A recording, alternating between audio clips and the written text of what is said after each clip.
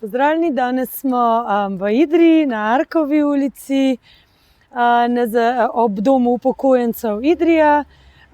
Kaj delamo? Ulico odpiramo za pešce, kolesarje, za otroke, za varovance doma in za druge prebivalce Idrije. Sama ideja se je začela 2017, ko smo v urbanističnem studiu Prostorož tukaj izvajali projekt trajnostne urbane regeneracije s prebivalci Arkove ulice in z različnimi ustanovami, ki so tukaj poleg zdravstvenega doma, župnišča, vrtca, šole, doma upokojencev, skupaj na sestankih prišli do tega, da Arkova ulica se imenuje Aleja. Imenuje se Aleja potem, ker so drevesa, v resnici je bila pa cela zaparkirana. Ideja od prebivalcev je takrat že takoj prišla, želimo si ulico, ki je dostopna pešcem, ki je udobna, ki ima klopi, na katerih se da sedeti, opazovati okoliške hribe in drevored. In od takrat smo v našem studiu in z Inštitutom za politike prostora izdelali tudi parkirno politiko in v bistvu postavili temelje za to, kar se je danes zgodilo, da se ta del ulice lahko odpre za pešce in kolesarje.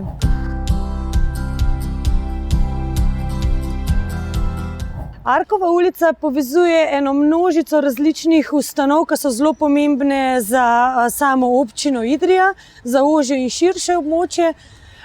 Ulica se začne s šolo, nadaljuje mimo doma upokojencev in župnišča, mimo stanovanjske soseske, do enega dela industrijskega območja, nekaj lokalov in na koncu muzeja, topilniškega muzeja.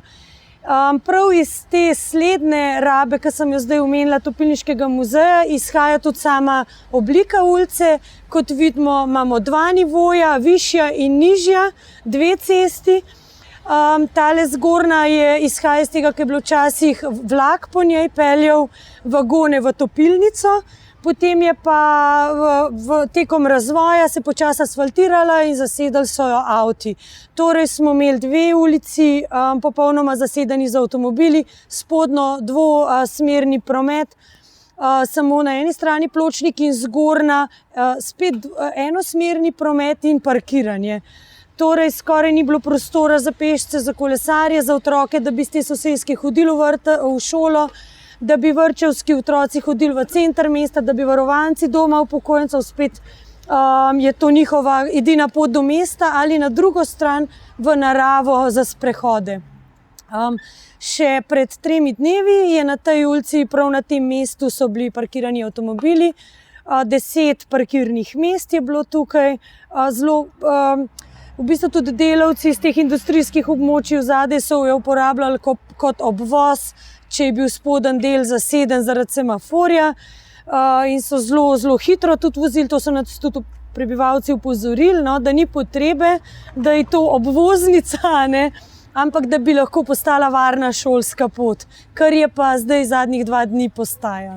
V urbanističnem studiu Prostorož smo leta 2017 začeli projekt trajnostne urbane regeneracije v Idriji, kjer smo se čisto brez nekih hudih agend začeli dobivati s prebivalci in z njimi skupaj razmišljati, kakšen javni prostor si želijo v svoji najbližji okolici, kaj tukaj pogrešajo in kaj jim veliko pomeni in bi radi ohranili.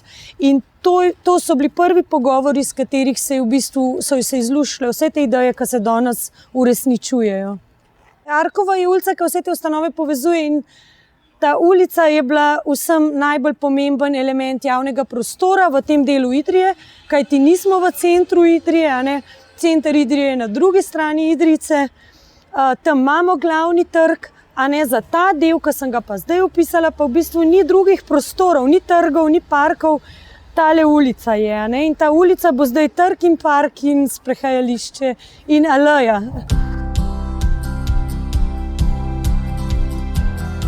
Ulico smo poslikali z enim takim vzorcem, ki je interpretacija idrijske čipke.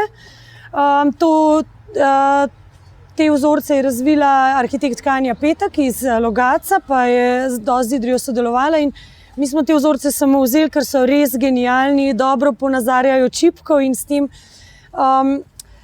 ker tukaj zelo zagovarjamo te posege, kjer lahko z majhnimi koraki, s poceni posegi že delamo, že ustvarjamo trge in ni nujno vedno potrebno pretlakovanje, niso vedno potrebni večji infrastrukturni projekti, lahko se tudi z manj denarja take posege dela, sploh pa tukaj, ko vse druge stvari štimajo. Klopi ni bilo, zelenja je bilo premalo in to smo rešili z koriti in z klopmi.